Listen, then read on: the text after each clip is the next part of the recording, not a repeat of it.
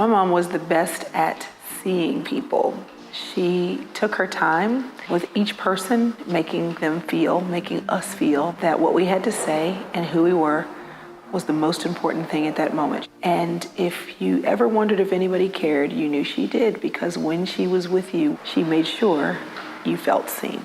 One thing my mom left us with was an appreciation for traditions, from pumpkin bread recipes to Christmas morning festivities to the special plate that she brought out every single time it was one of our birthdays. She taught us how to appreciate and create habits and traditions that would be a part of our entire legacy. One of the things that my mom always said to me growing up and even into my adult life are some simple words that helped me to trust myself. She would say, "You know what to do." Based on the fact that I was not who I was, but who I belonged to, how I was taught, how I was raised, which ultimately taught me how to trust my instincts. One thing my mom taught me personally was to be confident in who God made me to be. That I wasn't supposed to wear anyone's shoes, that the only shoes that would fit me are my own, and allow God to use me the way that He made me. Not only did Lois Evans encourage and inspire our 4 children, but she's been an inspiration to women throughout our church and all around the world. And she's especially an encourager to all the mothers listening right now. Why don't I let her speak to you in her own words? God has called you and me and given us an assignment to take care of His gifts. And I know being a mother is challenging. It's hard work. Sometimes I know you probably want to throw your hands up.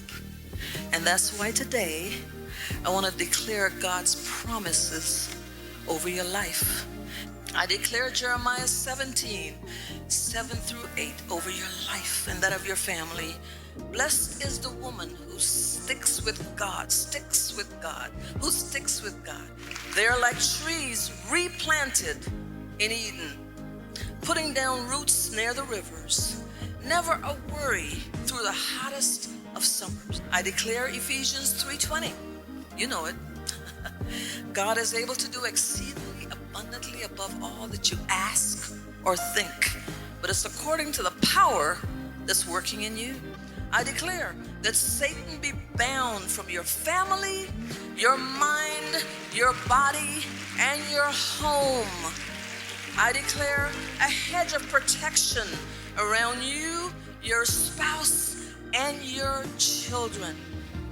I declare that the Lord, in the name of Jesus, will dispatch angels to surround you, your spouse, your children, and your grandchildren today. You have all you need to do what God has called you to do. May the Lord bless you and protect you and your family. May the Lord smile on you and be gracious to you. May the Lord show you His favor and give you His peace. Shalom. God bless you. I hope you can see from us that mothers really do matter. My wife mattered as she mothered my 4 children. And I'm so grateful for all the mothers who God has given us at our church, at Oak Cliff Bible Fellowship, who love their families and who love the Lord, because mothers really do matter. And if you're perhaps like us and your mom is not here anymore, you can still thank God that He gave you a mother that mattered. And if you have the joy of having your mother still here, then let her know, Mother, you really do matter. You see, without mothers, the kingdom of God would be in trouble, because God chose a mother when He wanted to become man. And so, God bless you all. Happy Mother's Day. Remember, mothers really do matter. Because of your prayer.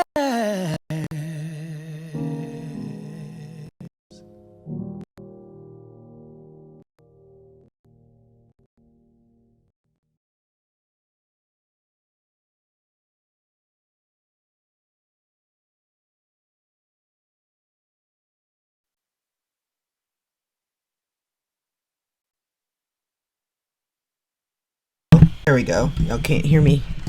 I just wanted to make sure everybody saw that. I know some of you already did, but I thought not. why not? And I wanted to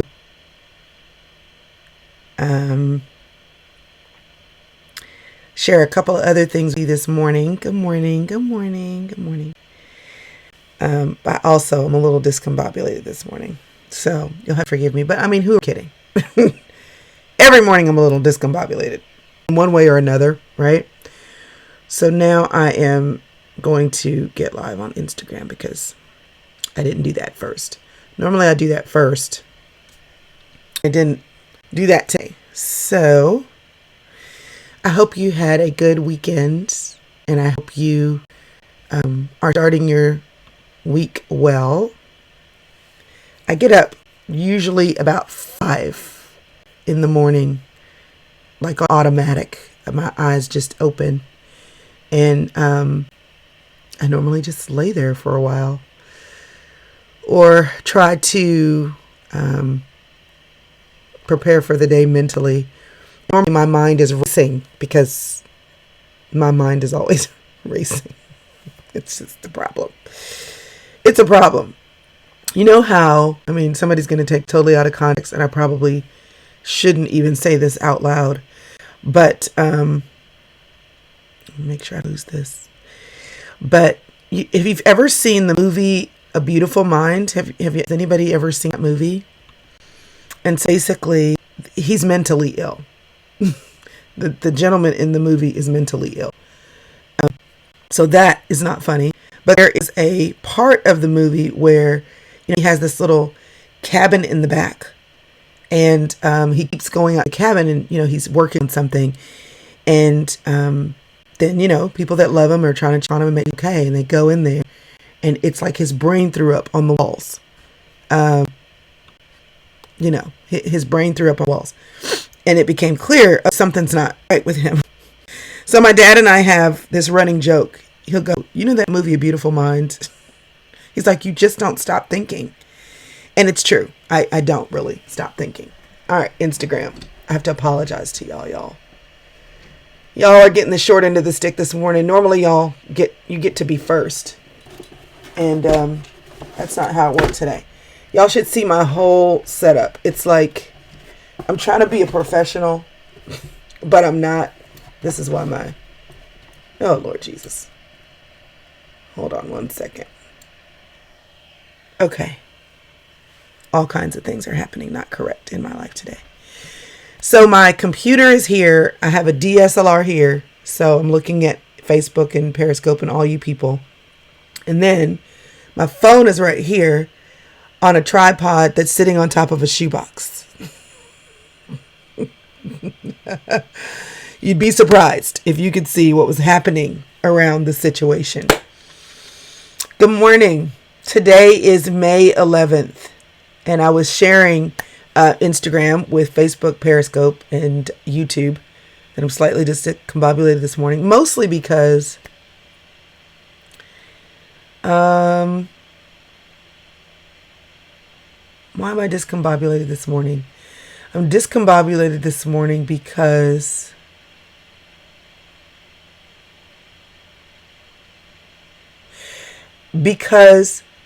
I decide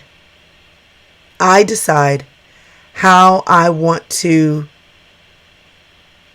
be intentional with hard things. Some of y'all are probably like, uh-oh, she needs counseling. I decide how I want to be intentional about hard things so that the wave, that I'm attacking the wave and the wave isn't attacking me. So yesterday, I decided not to be ridiculously intentional. I decided to just ride the wave. And that means that I didn't do things, lotion, come to the rescue, that I didn't do things that I would normally have done. So there are a million women that crossed my mind yesterday that I wanted to wish a happy Mother's Day to. I had this whole text thought out in my brain, and I may still send them late. I never wrote it. I just kind of rode the wave of the day. I was intentional about going to my mom's gravesite, and I wanted to write her this beautifully articulated thing because I write in words, words are my thing. But I just decided to write down whatever spilled out of my mind and just go with that, not finish it. I have had saved in my phone the photo that I was going to post for Mother's Day for months. I'm almost finished with the post, and I just didn't know what I wanted to say. I've had the first line of what I wanted to say for months, but I couldn't get beyond the first line. I need more lotion. Have you ever wondered, here comes a stream of consciousness, why people who make lotion also have a foot cream? Is it basically the same, just thicker? Just wondering. I mean, I'm looking at the ingredients, and basically, it looks almost the same. Is it marketing? Anyway, so there's just a lot of things. So I woke up this morning feeling like I can't get on live. I didn't do yesterday. I didn't post about my mom on social media. I didn't even finish the letter that I had written to her. I didn't do it. Like, you know what I mean? Like, but I rode the wave, and I think that that's good. So this morning, thank y'all for giving me permission. Yeah. Pronounce It Flawless on Instagram said, I didn't post anything either. I just wanted to honor my mom in private, even if it was only with my thoughts. Yeah. It's just kind of like Carla said, I didn't finish my letter either. It was just too much. I think it's an ongoing letter. You know what I mean? And I think, here's what I think I want to say to you this morning. And I didn't have a guest because that meant I would have had to plan. And I didn't want to plan. I need to get through the weekend. So here you go. I'm here with no planning, no coffee, no tea. But I'm here. How about that? Here's what I wanted to say. And the thing is, y'all, like I'm sitting here going, it's 7 a.m. Like I'm supposed to be on live. Who's going to go on live every day at 7 a.m. and not be on at 7 a.m. and not say nothing? Y'all who ask me about skincare, this is it. This is why I can't recommend any skincare products, because whatever I put on my hands, clean hands, by the way, my hands are clean, I just put on my face. So there you go.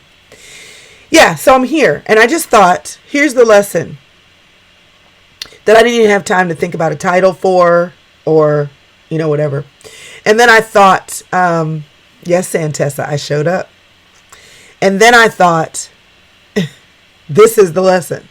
So after this is done, then I'll go back, find a pretty picture, slap a title on it, and we'll call it something. So y'all can help me title this as we go.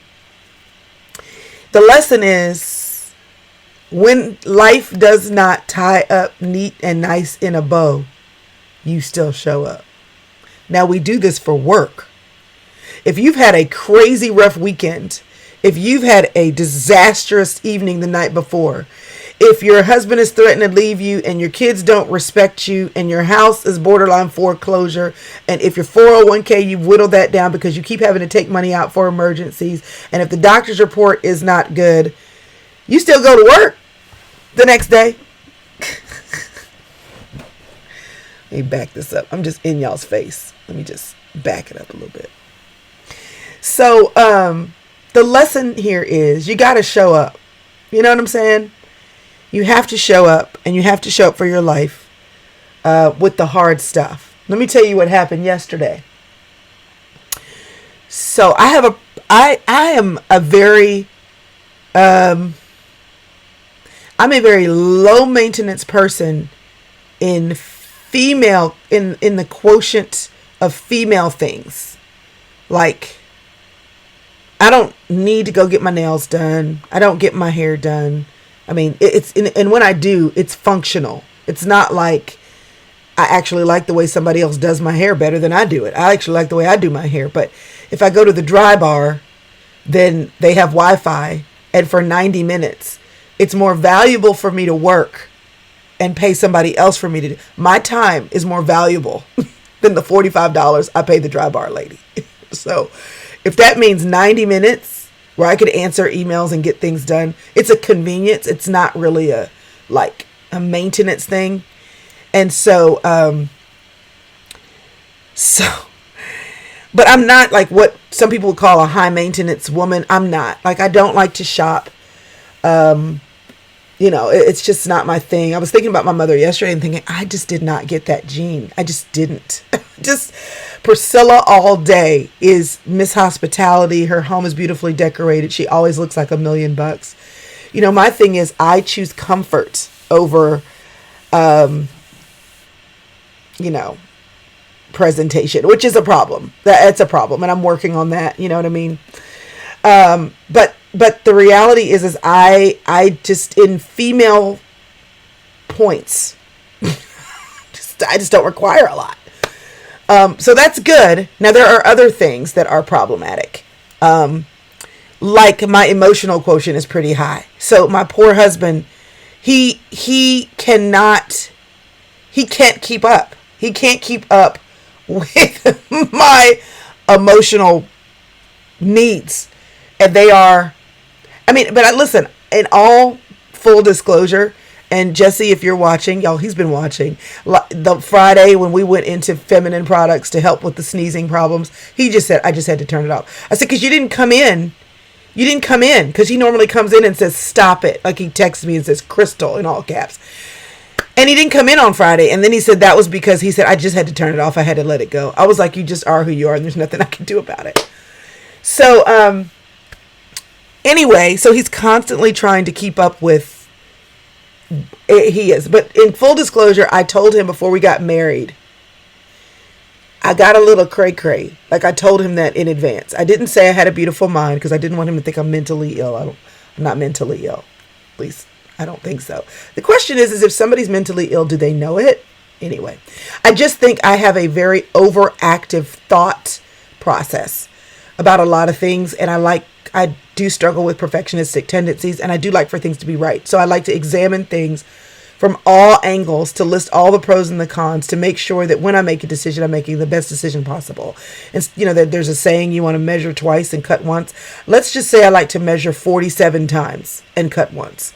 It makes my team crazy because I don't like making mistakes. It's not that I'm not willing to make mistakes. I just don't want to make them if we had the opportunity to attempt to make a good decision. Why we make a bad decision and learn from the bad decision. So let's analyze it. Let's talk about it. Let's look at all the options so that when we choose an option, that we choose the right one. It's a little insane. But my husband, bless his heart, is susceptible to that reality emotionally for me. And so I don't like being an afterthought.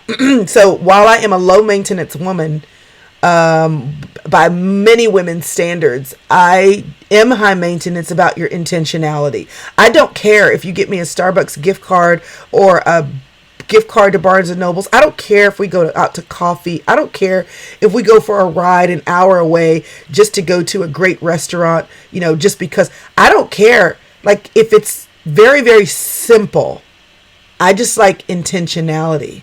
And so I made the assumption yesterday, Instagram, my phone is not, hopefully my phone is okay for y'all. I feel like it's doing weird things. I think everybody being at home and working from home has jacked up all of the internet, especially for the people who always work from home. We're all working on limited bandwidth. That's a whole sermon. I need to write that down. Anyway, I made assumptions. Now here's the tip for relationships. You gotta not make assumptions. And whatever you expect, you have to communicate. You have to communicate. It's not fair to hold people to standards that you have not communicated. Okay, so I made assumptions yesterday that he was going to be an afterthought I was going to be an afterthought. So, first of all, let me tell you, he went to the store. Now, my husband and I have a beef with him about going to the store. He likes to go to the store, and for years he traveled. He was not here. And so I ran this place. And I knew how to do that because I was a single parent for 10 years. So I knew how to run a home, and I knew how to make decisions. I knew how to do a lot of things. And then when we got married, he traveled. So then we started having babies, and I just kept running things. And I do believe that it is my primary responsibility to care for our home, be responsible for our home, even if the tasks we share around our house are for both of us. And I think he would agree with the same thing. He's not chiming in. He's probably afraid to now that I told everybody he's here. So what has happened in the last few years, he's been around a lot more. And we run into each other. And I have a way of doing things. So it's a trigger for me to, I hate that word. I just feel like that word is so overused, but it's the right word in this instance. Ashley, are you watching? It's a trigger for me to see him walk in with a grocery bag from Walmart. Because to me that means that he just bought something that we don't need. Or that I already have, but because he didn't check with me, now we've double bought, which means wasting money. It's a trigger. So I saw the bag, y'all, and I just went in. I was like, ugh, you went to the store? I said, what did you get? I said, I just went to the store. Y'all, I just went in. I just went to the store. And I could tell that his response was, because he knew I was going in. He's like, oh, Lord, here she goes. I can't do nothing. I can't go to the store and buy a can of biscuits without her having something to say. I see you, Carla. You said single mothers sometimes have a hard time relinquishing their power. That might be true. And I have to tell you, after 19 years of being married, I don't think I have. I don't think I have. I think I still believe that I'm in charge totally in some areas. I do believe in roles in marriage. I do believe that ultimately God holds my husband responsible. That when we, K Mathis Mongo said, are you talking about your husband or mine? Are we married to the same guy? So I do believe that, that when we disagree, that I have to yield. That's what submission is all about. Submission is not, he's always right. Submission is not, I don't get to have a comment. Submission is not, I don't get to communicate. Submission is somebody's responsible. And when that happens, somebody has to yield. Submission is not about who's the smartest. It is not about who's the wisest. It is not about who's the best. It is not about who's, it is about saying that when the rubber meets the road, I'm going to say what I have to say. I'm going to honor you when I say it. Listen, this is how I feel. This is why it takes, sidebar, stream of consciousness. This is why it takes two whole people to make a marriage. Now this, y'all, I really believe this is, I don't like the word coach, secondary stream of consciousness, because it's overused, and coach for some people is something that they spent a lot of money to be able to say that they have done the work, they've studied, they've taken the class, they've done the whatever, and they want to be able to say, I am ready to coach you, I'm prepared. And I don't want to steal from people who have done the work for that. But really, if you call me a mentor, I'm okay with that, kind of, because it also intimates that I'm older, maybe a little bit. But anyway, mentoring, if you're using coach in a mentoring way, okay, then I'm a coach, but mentor. So it makes me really happy when the millennials are on, because I feel like if I can just save you some time. So if you are under, 30 to 35? If you're under 35 and you're watching, give me that this morning. Give me a punch, a dap, whatever you want to call it. So I know you're here, because it makes me happy when I feel like I can save you some drama. I want to know that you're here. It makes me happy to know that you're here. Give me some of that. Okay, so I want to save you some drama. This is why it takes, I see y'all. There you go. You're giving me thumbs up. I always say thumbs up. Here you come back with the dap. Okay. You got to talk about, hey, power to the people. So here's the thing. I love it. I love that y'all are here.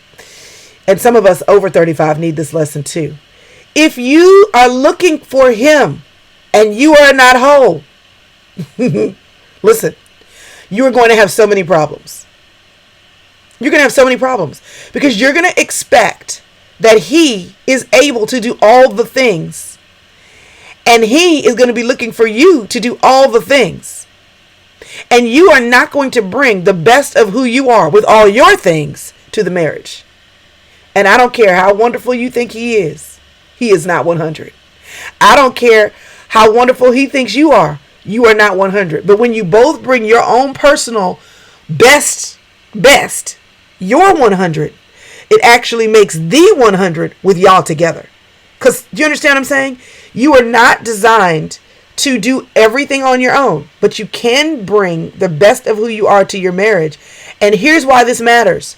Because I don't care what you believe about him to be true before you get married. He's going to need you to be your 100. He's going to need you to be your 100. You're going to wake up one morning and realize he don't know that. You're going to look at him one beautiful morning when both of y'all have bad breath and y'all are now realizing the full effect of each other's funk. And you're going to look at him and say, I thought he would know that. He's going to look at you and think the exact same thing. So when you bring the full force effect of who you are to the marriage, you are a blessing to your husband. This is why you need to be whole. Manage your own money. Learn that. Excel in your own career. Learn that. Learn how to maintain your own home. Learn that. Learn how to cook, not so that you can just cook for a man, but so that you can learn how to fix food that is beneficial to your body. Learn that. He's going to bring some things to marriage that you didn't want to learn. So whatever God has put in you, do all the things. Because listen, if you're still looking for him, he needs you to bring all of your things to your marriage. So when he brings all of his things to y'all's marriage, y'all could be all right. Okay. So my husband,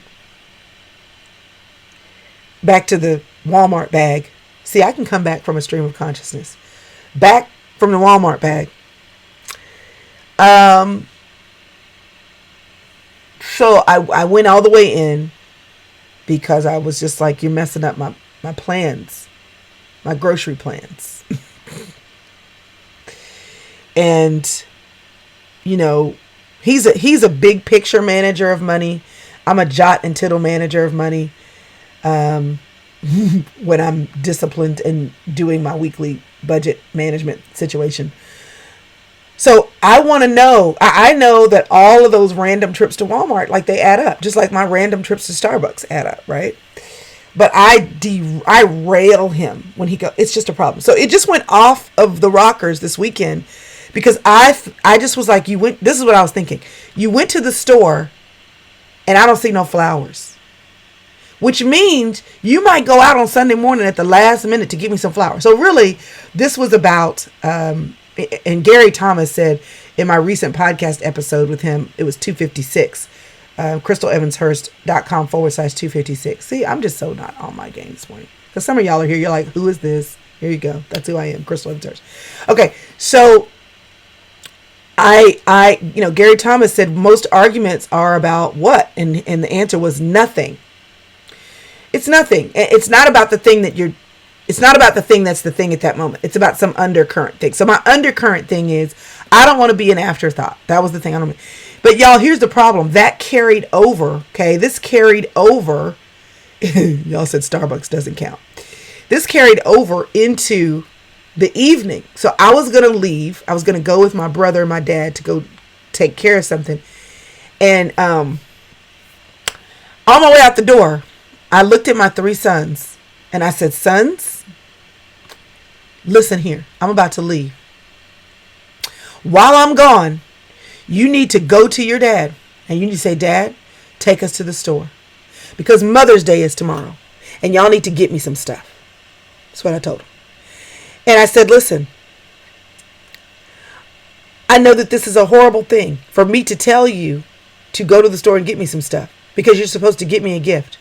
But you need to think about me. You need to honor me. The Bible says honor your mother and your father, and tomorrow is Mother's Day. You need to honor me. And here's why I'm telling you to honor me. I'm telling you to honor me and go to the store and get me some stuff. Because listen, this is not going to fly with your wives. I'm helping you right now. Your wives are not going to appreciate being an afterthought. So you need to go to the store because you need to practice thinking in advance about how you are going to treat your wives. You need to go to the store and don't give me some flowers. That's fine. You can give me flowers. I appreciate flowers when there's a thought in it. But y'all know me and y'all know, and don't get me wrong, I love flowers that come with a thought, but I also believe that people who know me really well should have a list of other things they can get me besides flowers because they know me and they know that I'm not a high maintenance woman. So those kinds of things that take maintenance and all that kind of stuff. Stream of consciousness thought. Last Mother's Day,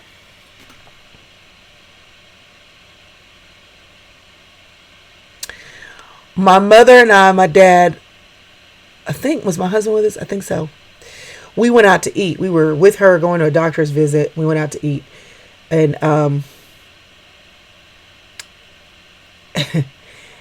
and my dad and my mom were asking my husband and I what he was going to do for me for Mother's Day. And while my husband was talking, I leaned over to my mother and I said, watch this. He going to give me some flowers. And he know I don't like flowers. And she was like, I said, listen, we've been married a long time. He's heard me say 1,000,000 times, I don't like flowers. But he's going to wait till the last minute and he's going to go give me some flowers. I was just on the download saying that to her. Y'all, we left my parents, dropped them off at home. We came home. I got home. There was a delivery of flowers on my doorstep. Not from my husband, but from my mother.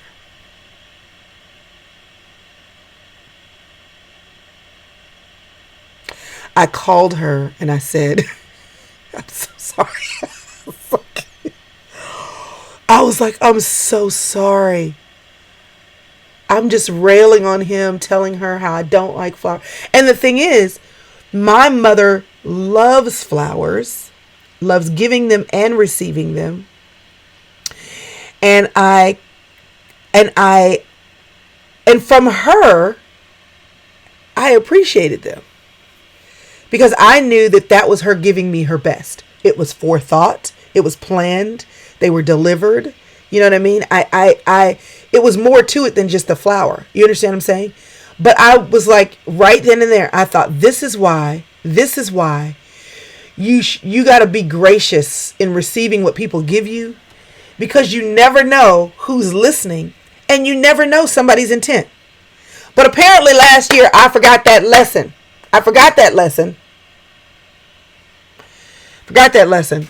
Because I railed on my husband. Then I went and railed on my boys. And I just went all the way in. And I said, y'all better think in advance. And y'all better give me some stuff. And y'all better do. I just went out. I said, and then I went to my husband. And I said, listen, these boys are only going to learn how to be intentional with their wives by watching you. So I just told them that they need to go to the store. So when they come to you and tell you that they need you to take you to the store, don't get mad at them. Just take them to the store. Because I'm trying to teach them something.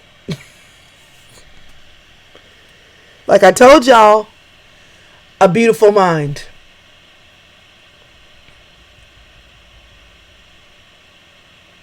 So then, y'all, Sunday morning comes.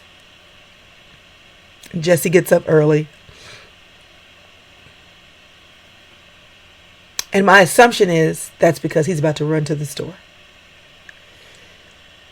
Then the boys, their alarm goes off early. And I assume that's because last night while I was gone, they asked him to take them to the store, and he didn't. Because when I got back, the house was, then nobody had gone anywhere. It didn't look like to me. So I'm thinking all these jokers about to pile in the car and run to Walmart and get me whatever flowers are left over and get me, some whatever, some not a hava. They're not going to get me a hava, right? They're going to get me some Walmart lotion. I don't have anything against Walmart lotion, but it's the afterthought part. So I'm in the room and I'm trying to finish my letter to my mother. And that's not going as well as I'd like. Some tears are coming down my face. And then, I hear my husband coming, hear his feet on the floor. And I think he's coming to just say, Happy Mother's Day. So the first person that comes in the room is my youngest son, and he has a tray. Because apparently the croissant rolls that my husband bought yesterday when he went to Walmart were for my in-bed breakfast this morning. And not only that, but the glass that the juice was in made the way I like it. Because, when you buy frozen juice, you pour the frozen juice. Does anybody still buy frozen juice? I grew up buying frozen juice because it was cheaper. But anyway, you pour the frozen juice in and then you add 3 cups of water. But when I serve the boys, it's too much sugar. It's too much sugar. So I add an extra cup of water. So I could taste it, and it had the extra cup of water in there. And the boys came in wishing me a happy Mother's Day with flowers that were not bought the morning of. And then the boys came in with cards that they made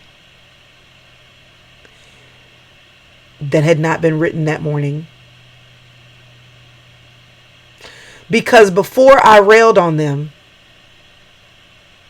they had a plan. In fact, my middle son said, Mommy, do you know how hard it was yesterday when you were talking to us, when you were fussing at us? Do you know how hard it was not to say, we already got you stuff for Mother's Day? So when I was railing on them, not only had they already prepared, but then they didn't say anything.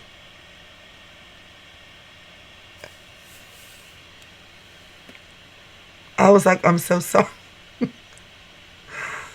I'm so sorry. I'm so sorry. I told my husband, I'm so sorry. I'm so sorry.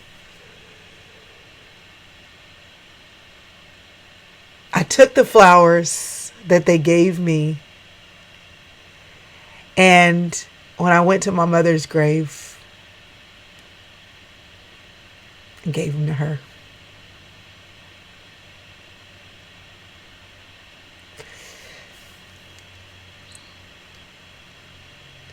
And I think that the lesson here,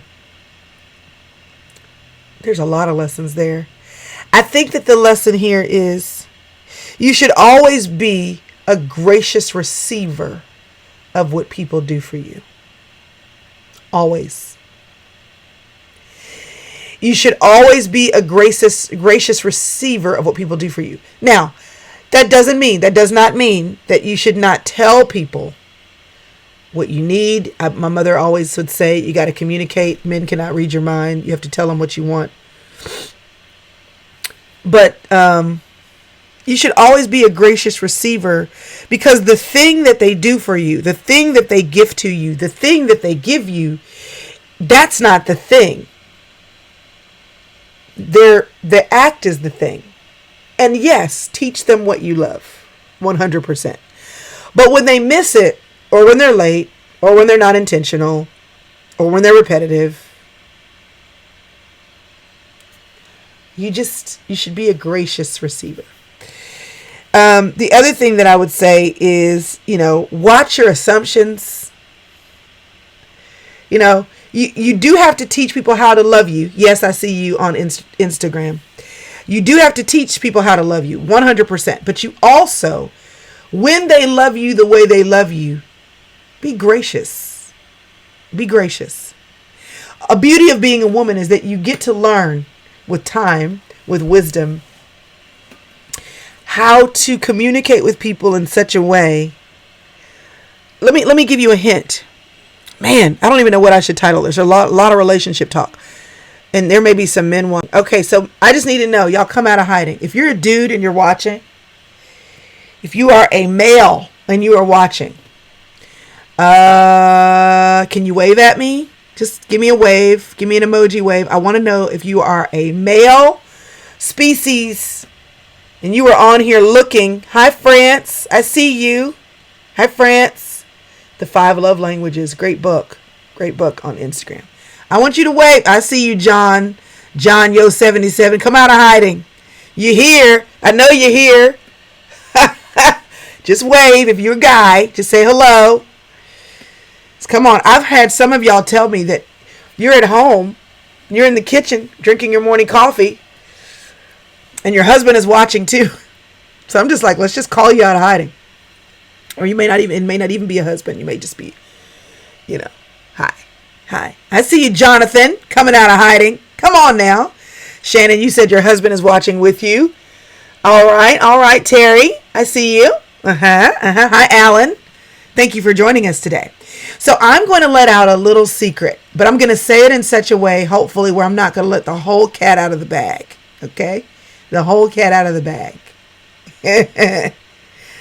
Okay. Hi, Peggy Haynes. Your husband is there laughing. Okay. Women, if you've watched My Big Fat Greek Wedding, that she says the woman is the neck. I believe that the woman can be, depending on the situation. Yes, you can run your own company and be the head. Absolutely. But there is a power that we have, and God gave it to women. He did not give this power to men. There is a power of influence. And sometimes that is influenced through your womanly wiles. Sometimes that is influenced through your words, your mouth. Sometimes it is influenced through your eyes. We know things. And men do too. I'm just saying the power of influence, though.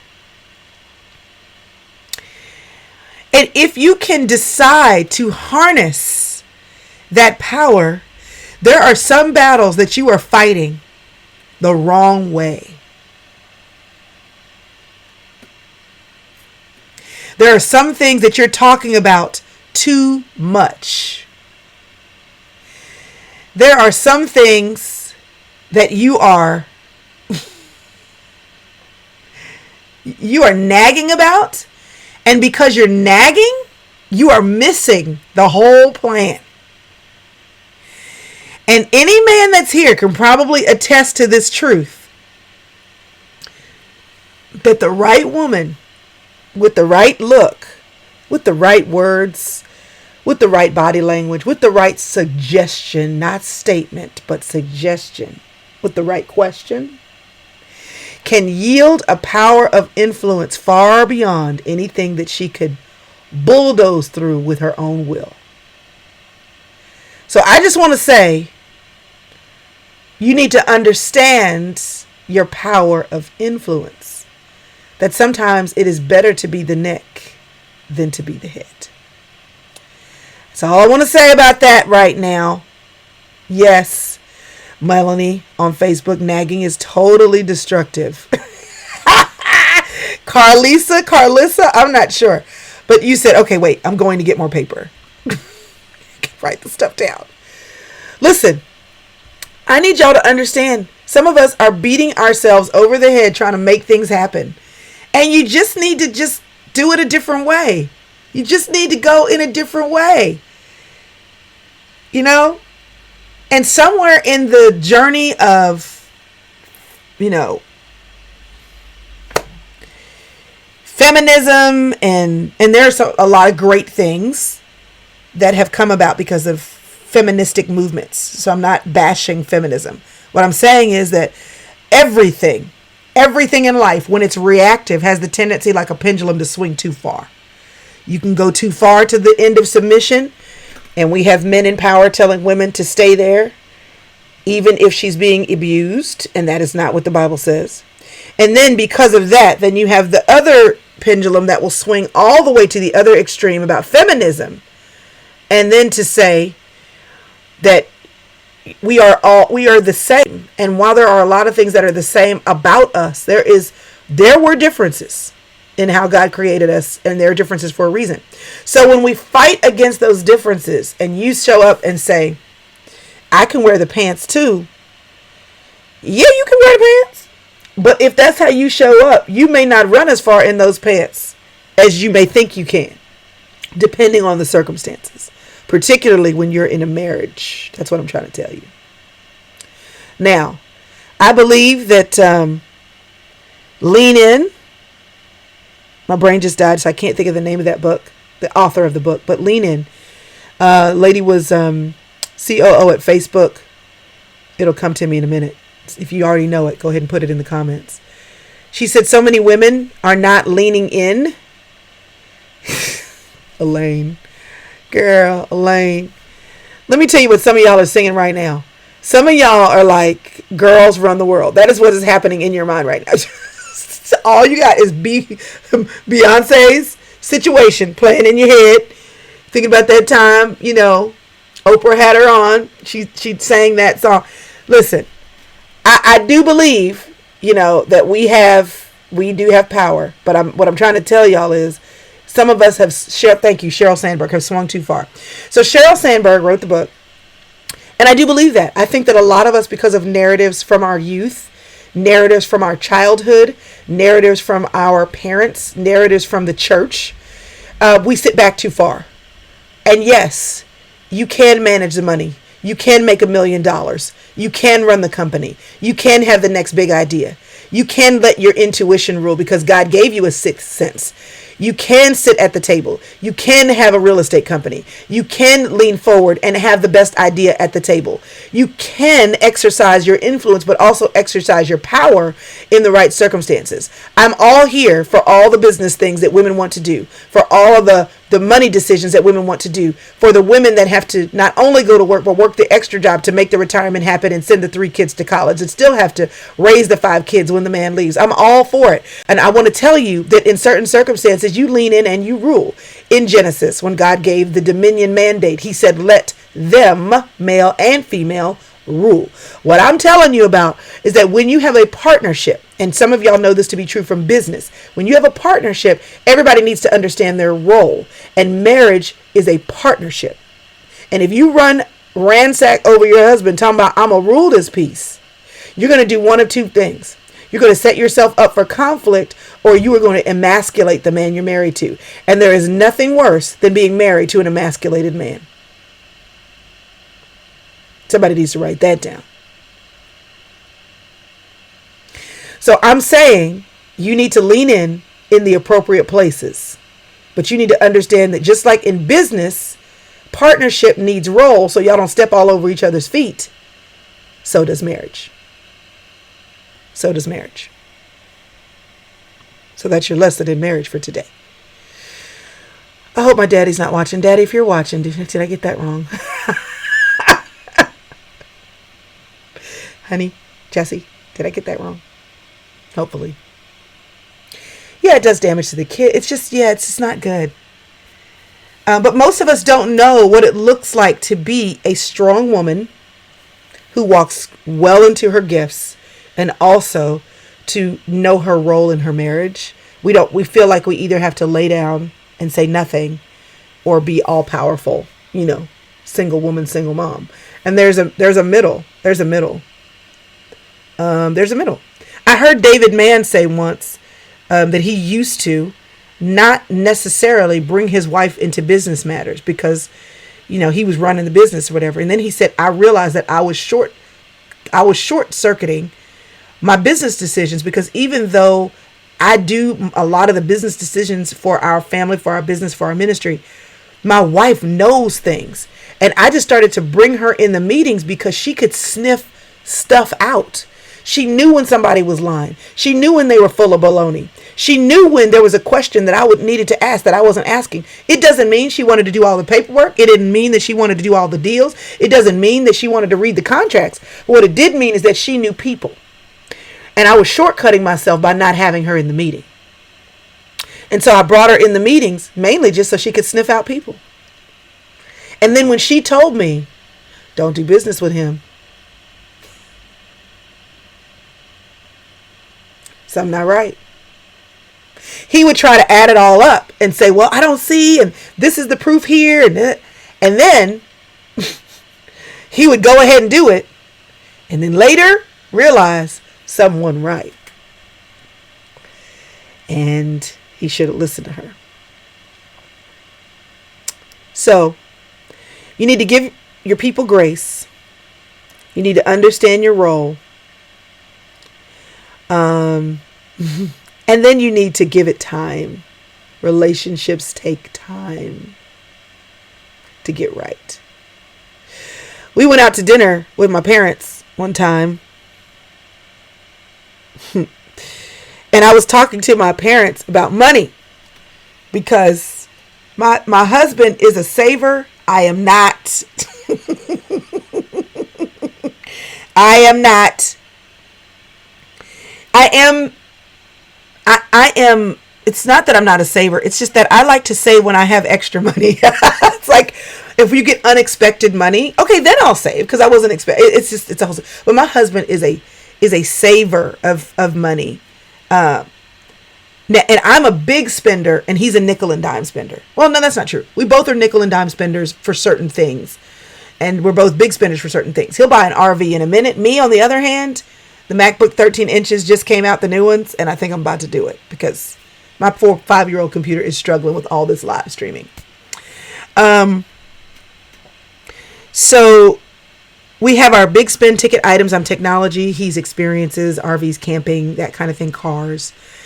My nickel and dime for myself is going to be Starbucks. His is going to be his little things at Walmart. He likes dollar stores and pawn shops. I like candles and, we have our things.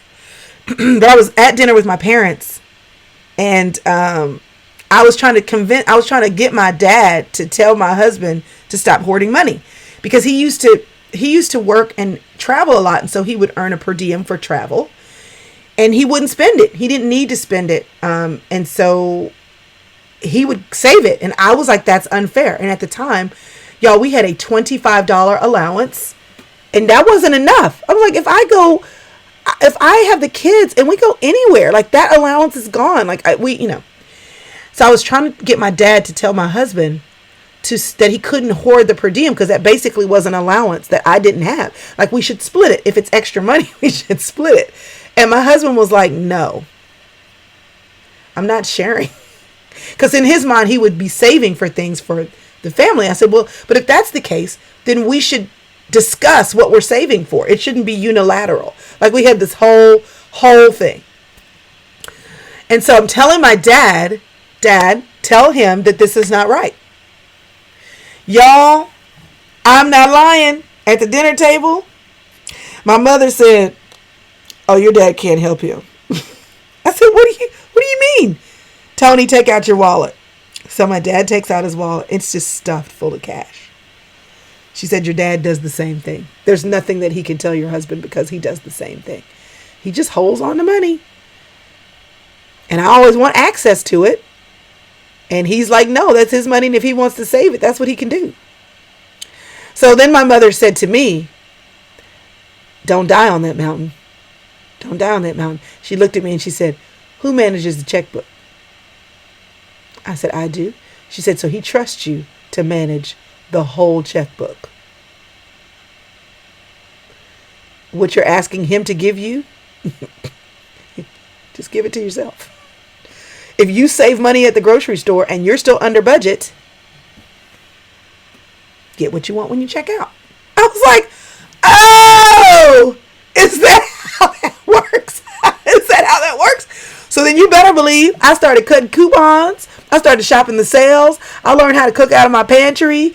I learned all the things. I was like, oh, she said, if he trusts you to manage the whole doggone budget, if he decides, I tell him my secret, Jesse, if you're watching, if he decides to keep his extra money from travel, then you figure out, my dear, how to make it rain in y'all's budget. I said, oh, is that how this is supposed to work? So, be gracious, be kind, know your role, And then I forgot what the last point was. I said it. I forgot. I was trying to have points. But anyway, so many things I would talk to my mom about, and her response would just be like, mm-hmm. And if you've ever been around somebody older, then you'll get that vibe from them. It'll be like, mm-hmm. Because they know you just have to figure it out. Yes, and learn how to make your own money. So my husband would, we homeschooled, and I told y'all about how I would go to the homeschool book conference on Friday. I told y'all how I would do that every Mother's Day weekend. And then I went to work. I was teaching at our homeschool co-op. I taught algebra, I taught writing, and I made money to pay for my kids' classes because they needed to take more classes of things I didn't really want to teach. And so I made money to teach. And then I was like, oh wait, if I make more money than what I need to pay my other kids' teachers, then I can get more of the stuff I want for school. And then I said to my husband, hey, can I get my hair done? Because I'm making enough money to get my hair done. You good with that? Started getting my hair done. So you just have to figure it out, And I've seen more women figure it out of necessity than anything else. So I want to encourage you, y'all, to figure it out. Know that you have influence and be gracious. You have power. You got the points. Let me put this on the screen here for y'all who are on Facebook, YouTube, and Periscope. Sherilyn is taking notes. She said, be gracious, be kind, know your role, watch your expectations, harness your power of influence, and use your influence wisely. Is this wisdom? Because somebody's like, ooh, this is wisdom with the hand clap. And I'm like, is it? I thought I was telling y'all how I screwed up this weekend. So, and then, it's going to change. Marriage is going to change. I heard Bishop T.D. Jakes say one time, the reason why it was Kirk and Tammy's 10-year anniversary, Kirk and Tammy Franklin, and Bishop was doing the renewal of vows. And he said the reason why the marriage has to be a cord of three, the reason why you have to include God in your marriage is because God is the only person who can help you pick the right person, because he's the only one who not only knows what you want and need now, but who also knows what you will want and need later. So if you marry somebody right now for what they can give to you right now, what you can give to them right now, you don't know where you're going to be in 20 years. You don't know if you're going to have a sickness and you need somebody who can step it up and make up the difference in your finances, step it up and take care of you and be your private nurse. So you need God to say, I know what's coming and let me help you pick the right person. So anyway, before I get off, because y'all, Instagram, it's going to die in about 5 minutes. I wanted to show y'all something. Hold on. If I was ready, this wouldn't happen.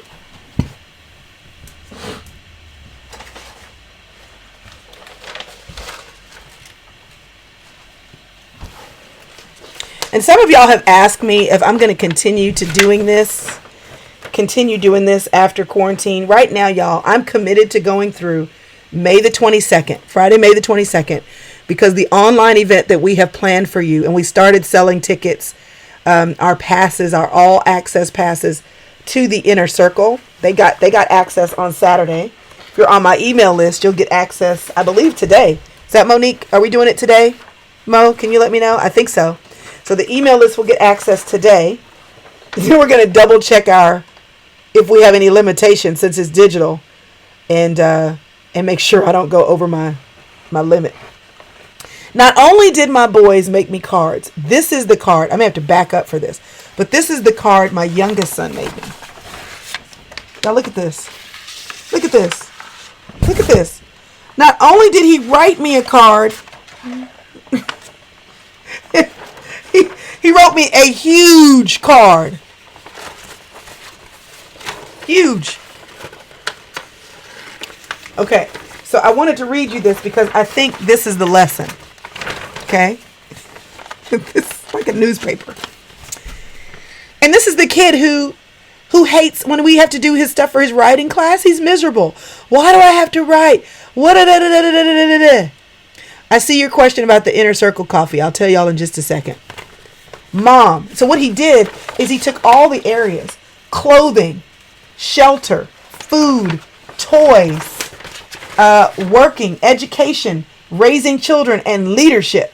And he told me why I had value in those areas. I'm like, whose kid are you? And then the main message says, Mom, you're the best mom ever. I love you so much. Everybody is proud of you. Even grandma, to daddy, to mama, grandpa, Aunt Went, and especially Nani, aka your mom. All of these things I said to you, adding to this. Even though you miss Nani and she would have been proud of you, she's still proud of you in heaven, and she's still in your heart. Everybody in heaven is. Nani gave you the great knowledge. She gave you great knowledge to be a great mother. So my first thought is, not only are you wishing me a happy Mother's Day, but you went and listed everybody that you know of in our family who's gone to heaven. Like the historical references here, the setup.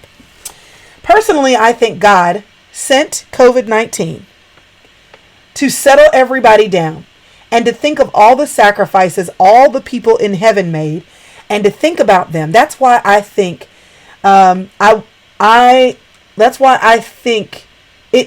COVID-19 has gone until Mother's Day, so that we can think about all the sacrifices mothers give up in their lives to raise their children. Nani was a great lady, giving up her life to raise you and your siblings instead of spending all that money on other stuff. Even though we don't think that school is worth it, it is worth it because you're giving up your life to provide for ours. Thank you so much. Love you forever. Thanks for everything, Mom. You're not just any mom. You're a true mom. And so was Nani. Hope you like the stuff I made you. Sincerely and love, Joel. And I was fussing at them. And when I fussed at them, he had already written this. He's 11. I was like, this is why the babies of the family are jacked up. Because he was already the baby of the family. Now he wrote me. You know, my teenage boys, they wrote me letters too. You know, but they were a little shorter. With a little sarcasm mixed in. Mom, thank you for the education you have given us. This education that most kids don't get. I believe we will be done with college quicker and we'll be geniuses. It will be a genius world record because of how much we are learning. Thank you for our home learning. But here's what he said that I want to ask you. Because you know I'm saving this one forever. He said, I think God sent COVID-19 to settle everybody down. Now, I'm not going to say God sent COVID-19. I'm going to say God allows. He's a good God who allowed us to continue living, humankind to continue living in a fallen world, which means that in a fallen world, bad things happen. Sometimes out of his grace and mercy, he intervenes, but we're all going to die. And we don't all get to pick the way we go. So he does allow pain. He does allow suffering. I do believe that often we bring it on ourselves because we don't eat right. And then we wonder, why does God allow an affliction? And he's like, but you're the one who ate all that sugar or ate all that fast food or drank all that liquor. But the point is, he does allow. And the question is, Joel said, God sent COVID-19 so that everybody could settle down. My question is, since God allowed COVID-19, why did he allow it in your situation? What are you going to get out of this? I keep saying, y'all, we cannot go out of COVID-19. We cannot come out of Corona the same way we went in. And you already know what you're supposed to be doing. You already know. You already know that you're supposed to be breaking out your Bible if you had not already been. You already know you're supposed to be eating at home if you had not already been. You already knew you were supposed to be spending more time with your family if you had not already been. You already knew that you should have made more time for reading or other things that you love, which if you had not already been. You already knew that. So now, y'all, the gig is up. You've had enough time to Netflix and chill. You've had enough time to stress out about work. You've had enough time. So what I'm saying is, this is a wonderful opportunity to hit the reset button. Okay? And I need you to take the opportunity. Some of y'all have been thinking, I need to start that side business, that side hustle, and you've been too distracted to do it. Well, now you really need to start that side hustle. So never again are you dependent on a check from somebody else alone. You understand what I'm saying? I'm saying this is your wake-up call. It's your wake-up call. So that's why I'm here until May the 22nd. I'm going to keep giving you a wake-up call. Here's the reason why I can't do this every day, y'all. Because some days I don't even know what to talk about. Do you people who have daily shows have whole production teams and their only job is to get the guests, to line things up, to make the graphics, and I have a great team, but I don't have no full-blown production team. So, 2 minutes left on Instagram. So let me tell you this, and then I will take a few questions on Facebook or YouTube, Periscope. So if you want to know about getting on my email list, I'll put that back up here for you if I can, because my computer is running slow. There we go. Go to ChrystalEvansHurst.com and simply put your email in the email box. Okay? ChrystalEvansHurst.com. That way you won't miss out on anything. Okay? If you haven't yet listened to last week's podcast, it's episode 257. Check it out because it's wonderful. It's about leaving legacy. If you are looking for community, go to the Facebook group, ChrystalEvansHurst.com/Facebook group. Somebody help me out on Instagram and type that in. And then if you are wanting more information about the Inner Circle, so the thing is, the Inner Circle, we're on a 21-day journey, and most of the levels are closed. The beginning level, co-producer of the podcast, you can still do that. And Inner Circle gets stuff first, so you can always jump in there. But the other levels, the coaching, where you get the teaching, connection, coffee, fun stuff, the journeys, the 21-day journeys, and the 90-day experiences and all that stuff, that is in the Inner Circle. So go to Chrystal. Well, they cut off. Good morning. Got class at 9, right? Okay. So anyway, that's the Inner Circle. So you're more than welcome to jump in, because I still share bonus content in there. Like there was a whole 12-minute extras of Jill Briscoe last week. So it's great. So I still share extra stuff in there. And then when you want to join us for other levels, then we'll open up the doors in the future.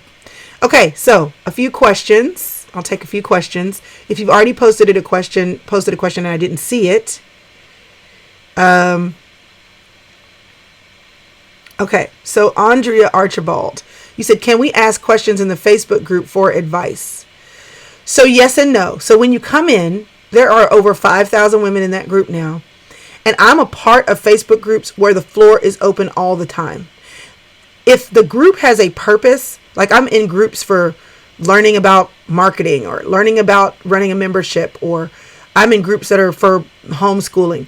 Those groups, I don't mind the random questions because they're about a topic and I'm there for a topic. But there are some groups I'm in that are wide, like a lot of topics, and it's too much. I can't find what I'm looking for. So what we decided in this group, since it's about all the things, is when you come in, you basically ask the question that you have. Because we found that most people ask questions that are kind of in the same whatever. And so we take the questions and we pose them so that the group is digestible. Now in the Inner Circle, because it's smaller, the Inner Circle, when you're at the coaching level and up, you can get into a special group, and that group is free. They can talk about whatever they want to in there. But the Facebook group, because there's so many people, we kind of push the comments. What we're going to start doing here soon is saying, like, here's the question for the week, or here's the topic for the week, and then letting buzz happen about that topic, because we're trying to make sure that it's not overwhelming. So yes and no. In the Facebook group, you can, but it's not like you post it and it goes up immediately. Lanika said, can I do some cooking? She's on YouTube. So I was cooking, and then y'all, I got tired. So we ate out a lot last week. I'm sad to say. But I did go to the store. Plus we went a little out of town for a little bit. So on a little drive.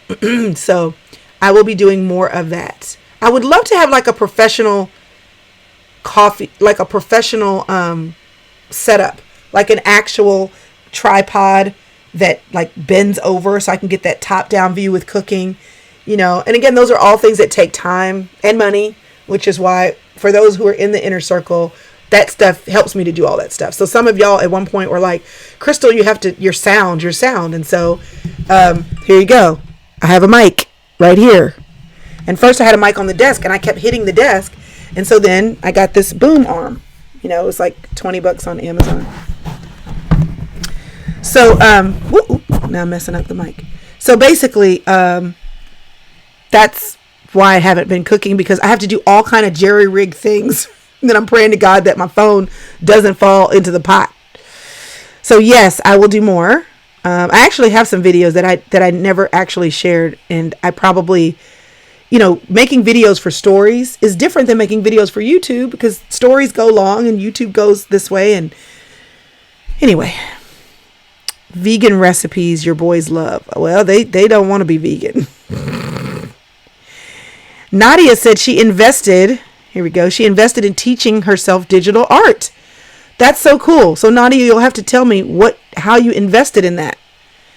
You'll have to tell me that, because that's really cool. I got an iPad and I got a little pen, and I said I was going to teach myself Procreate and learn some I'm not wired for art at all.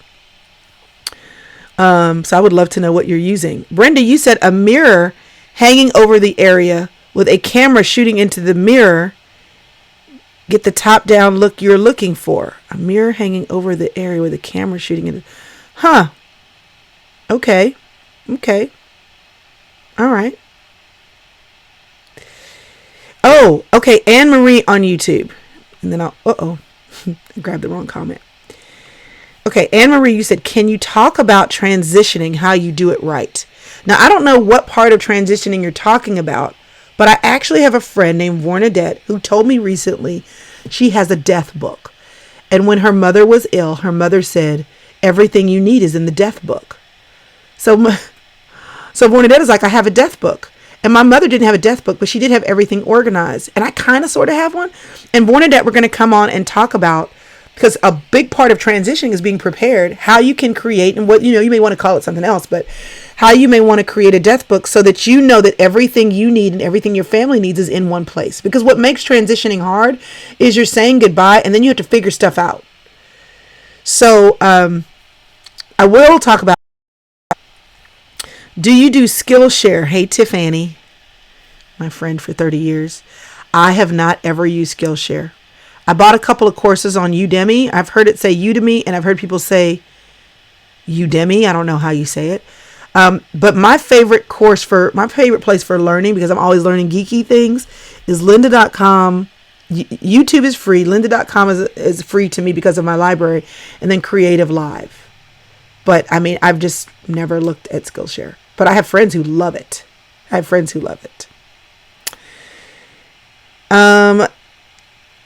Okay, I'm going to probably mispronounce your name, but Zuhi on Facebook said, I'm teaching myself how to play the violin on quarantine. Chrystal, do you play an instrument? I play the piano. And I have one boy who plays the piano, one boy who's teaching himself to play the piano. He also plays the guitar. One boy who plays the piano and who plays the drums. So I'm glad you enjoyed that talk, Adrienne Poindexter, on relationships. So y'all, Gary Thomas, if you missed it, it was episode 256. You can simply go on Apple Podcast, iTunes, Stitcher, Google Play, Spotify. I put my podcasts as many places as I can. That one, difficulty in relationships, was gold. Okay, I'll take a couple more questions and then I'll jump off.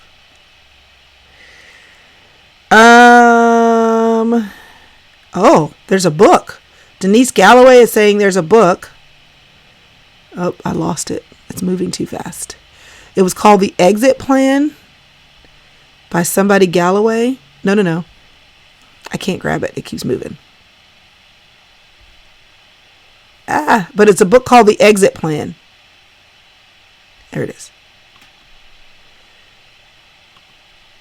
Okay, The Exit Plan by Rhonda Green. There we go. The Exit The Exit Plan by Rhonda Green. And then somebody on here, you guys, Lisette is asking, she wants to teach herself piano. She wants to know if there are any good apps. So I do know that if you're on my email list and you're getting the resource page link, if you go to the resource page, Mandisa said she was teaching herself to play the piano. So under Mandisa's section, there's a link for the piano app she was using. I don't use an app because I learned how to play when I was younger, and I just need to sit down and practice. So I'll have to research that some more. Gwendolyn Williams is asking me if it's possible to have a talk about finance.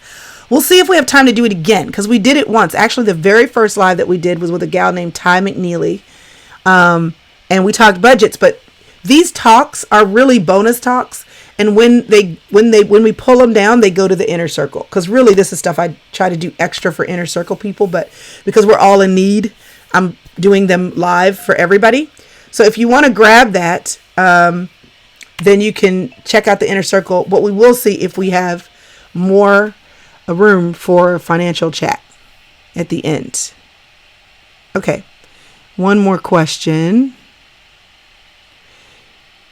Oh, y'all are giving such great. See, sometimes y'all just need to be here for the comments because y'all are life-giving in the comments.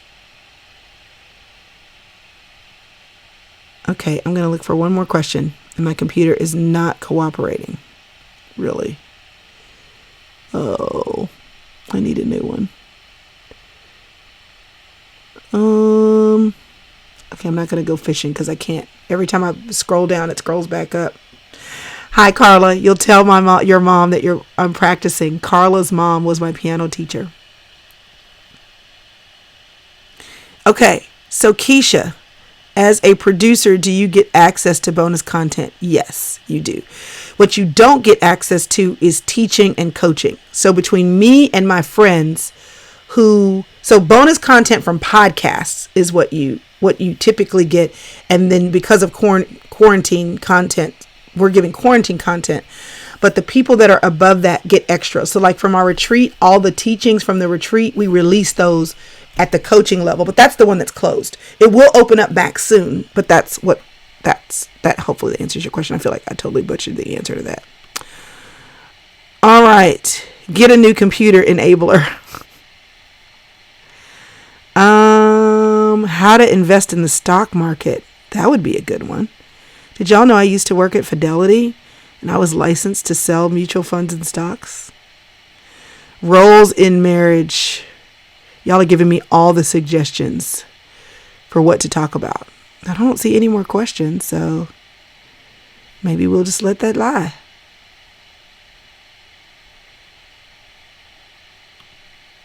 Maybe we'll let that lie. Okay, Heidi says, how did you learn to prep content for post and live videos? Well, that's the problem, Heidi. I don't. Okay, but I will say this. This is for free. Y'all stayed on. So if we have some people drop off, this is for free. Monique is going to shoot me. Because what I'm about to tell you is content that's in my speaking and writing course. I'm going to give you the quick version because I can't help myself. Do I think I'll ever teach writing again? Yes, I will. Okay, so here's the quick thing. If you are always preparing, then you always are prepared. Anne Lamott says in her book, Bird by Bird, she refers to this process called stocking the pond. If you're always reading, if you're always taking notes from sermons, if you're always saving quotes and you have a system for saving them, then you always have things to pull on. So if I say today, I go with whatever is first. So let's say I'm teaching the Bible. So the Bible would be first. So let's just say Exodus chapter 20. Exodus chapter 20 would be what comes first. And as I read that, then I'm thinking, what other resources have I previously prepared that will help me explain this, support this, show this, share this? Then I go to my notes that are organized and I find any place I've ever studied on Exodus, or I search for Exodus, or I'm looking in my Bible for Exodus, or in books that have to do with the people that were in Exodus, and I look for the notes I've already took. So then I add that to what I'm going to say, and then I say what has been happening currently in my life that is a story that supports this. And so I'm constantly grabbing from work that I've already done. So when I wake up in the morning, I always say opening and closing with story is the best way to hook people and grab people. And then if you can give them 3 things to hang their hat on, pegs are things to hang their hat on. When you do this, then you make it easy for your audience to remember. So when I come, I always come with what are the 3 things that I want to say, what story should be attached, and where can I go to grab more beef, more support for that story. It's like writing a research paper. I told my boys, y'all writing a research paper, and you are here killing yourselves doing the research while you write the paper. While you write the paper, that's not how you write a research paper. You go and you do your homework. So then when it's time to write, then you just pull from the things you've already studied. So if you are an ongoing learner, then you always will have something to say. Prep just means you go diving into the pond that you've already stocked. So because I've been listening to Tony Evans teach, I know how to give an illustration. I know how to make 3 points. I know how to use alliteration. So that part, I probably would say I've been in class for 40 years. But anybody can learn that. But I don't sit here and study for my talks. I think about them probably 15 minutes before I get on. Do a quick collection of things, stories, quotes, whatever that I have, if I'm going to even do that. And then I talk. Okay. That's all I got for today. Save your questions for another one, another live, and I will see you tomorrow. Y'all have a great day. Oh, and look forward to your emails because online registration for a fabulous online event is coming your way. Bye.